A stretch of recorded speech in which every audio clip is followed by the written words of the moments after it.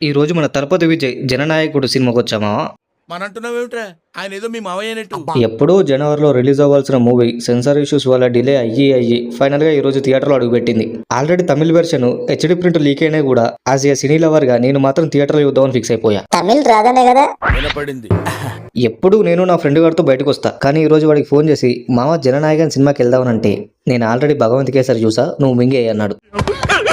Movie remake అని తెలిసినా సరే నేను సినిమా చూడడానికి 3 కారణాలు. ఒకటి తలపతి, ఆ తమిళనాడు సీఎం అనే టైటిల్ కార్డు బిగ్ స్క్రీన్ మీద చూస్తుంటే అసలు మన తెలుగులో సీఎం అయినంత హ్యాపీగా అనిపించింది నాకైతే. ఇక రెండోది అయితే మన అనిరుద్ధు సినిమాలో కంటెంట్ ఏం లేకపోయినా మాక్సిమం లాగడానికి ట్రై చేశాడు మ్యూజిక్ తో. స్టోరీ రీమేక్ అయినా కూడా ప్రతి సాంగ్ ప్రతి బీజిఎం కొంచెం ఫ్రెష్ గానే ఉన్నాయి. ఇంకా మూడోది పూజా హెగ్డేనేగా. నో, మమితా బజ్జీ.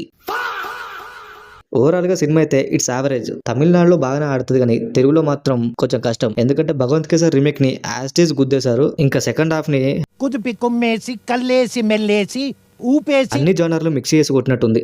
ఏదైతే ఏముందిలే, ఎంతైనా తలపతి విజయ్ది లాస్ట్ మూవీ కాబట్టి చూసి ఎంజాయ్ చేద్దాం అంతే. కాకపోతే లాస్ట్ మూవీ కదా, రీమేక్ కాకుండా కొంచెం ఫ్రెష్ మూవీ తీస్తే బాగుండు అనిపించింది అంతే.